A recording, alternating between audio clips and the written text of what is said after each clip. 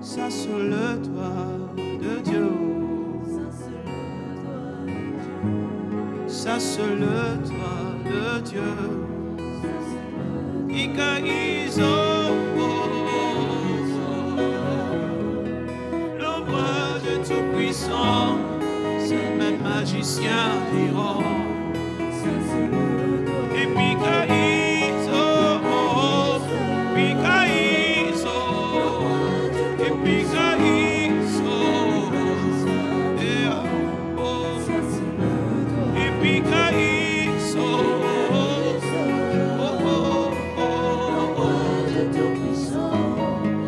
les magiciens,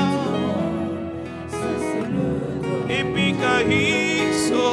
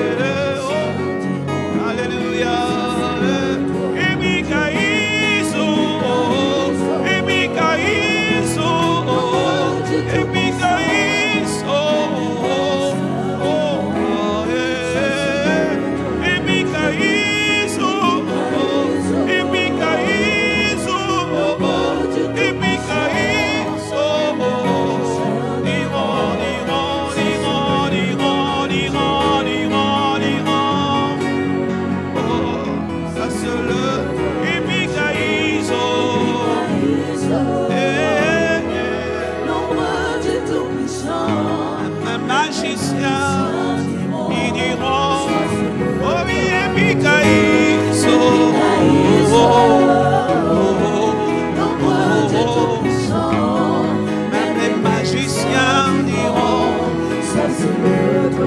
oh oui, ça c'est le toit de Dieu.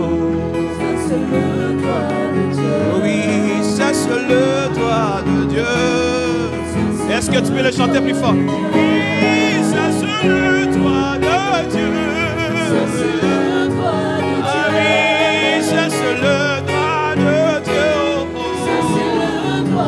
Ah oui, ça c'est le toit de Dieu. Et Mikaïso.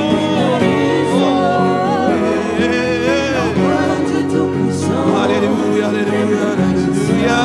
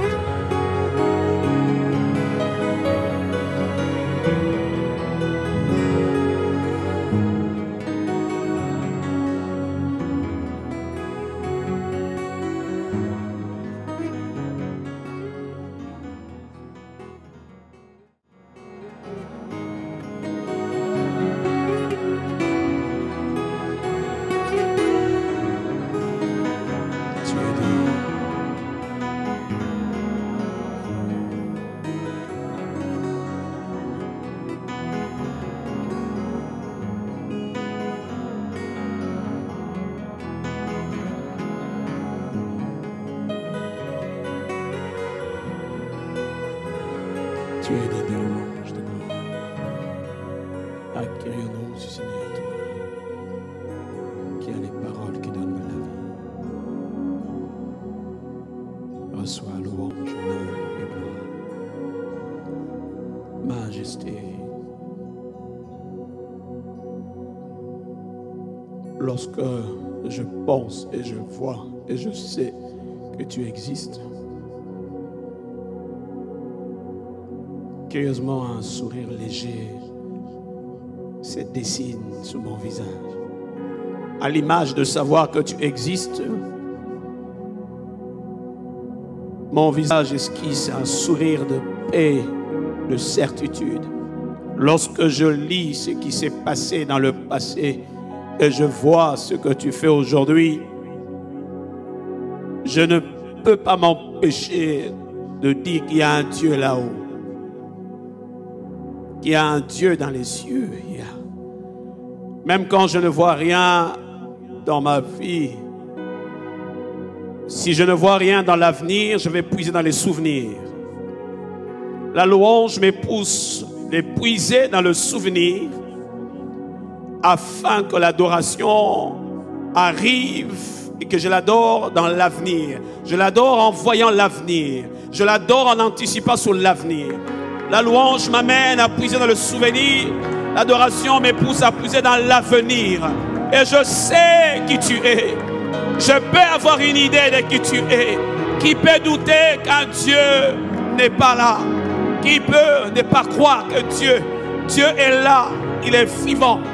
Si quelqu'un ne voit rien dans son avenir, qu'il puise dans ses souvenirs. Il y a forcément un Dieu.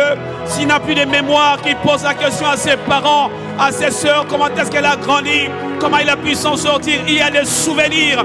La louange puise dans le souvenir. Alors là, c'est le logos. Là, c'est le logos. Mais l'adoration, c'est le rhéma. Ça me pousse à prier, à adorer dans l'avenir, dans l'espérance de... Voilà pourquoi il est venu dans cette dispensation, cherchant les adorateurs qui ne puissent plus dans le souvenir seulement, mais qui puissent dans l'avenir.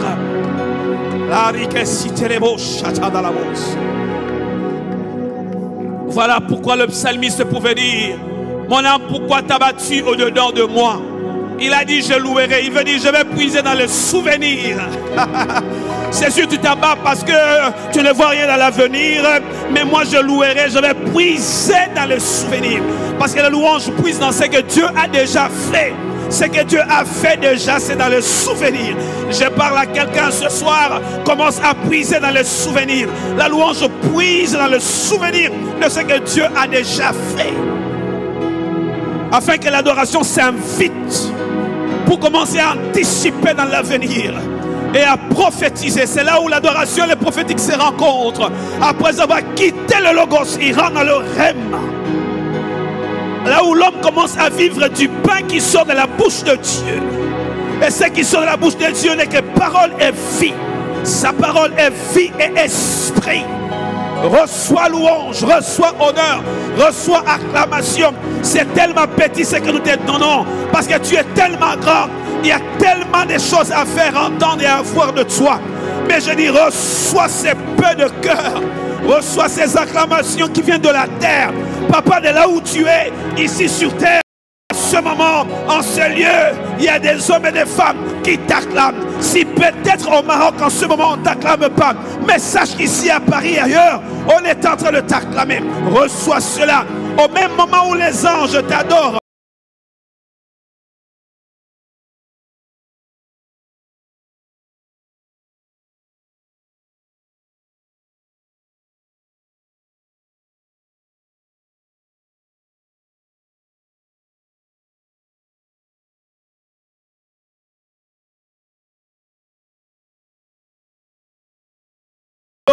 afin qu'après nous qu'il y ait d'autres qui puissent t'adorer. Nous sommes comme de ceux-là qui précèdent.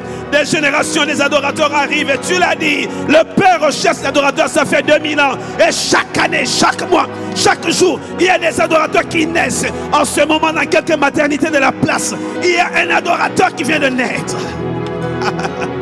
La la broussité. Il n'est pas venu chercher les prophètes, non. Il n'est pas venu chercher les pasteurs, non. Il n'est pas venu chercher un docteur. Il est venu chercher les adorateurs. Il dit même, ce n'est pas les anges qui cherchent les adorateurs. C'est le Père lui-même. C'est le Père. C'est le Père lui-même qui cherche les adorateurs.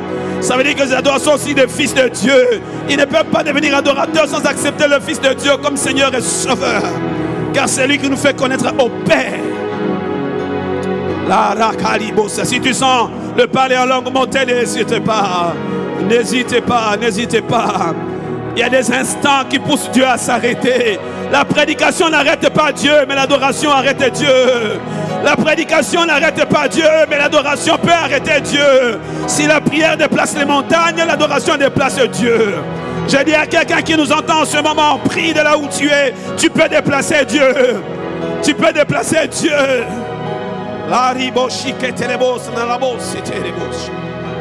Alléluia. Puise dans le souvenir et l'avenir viendra.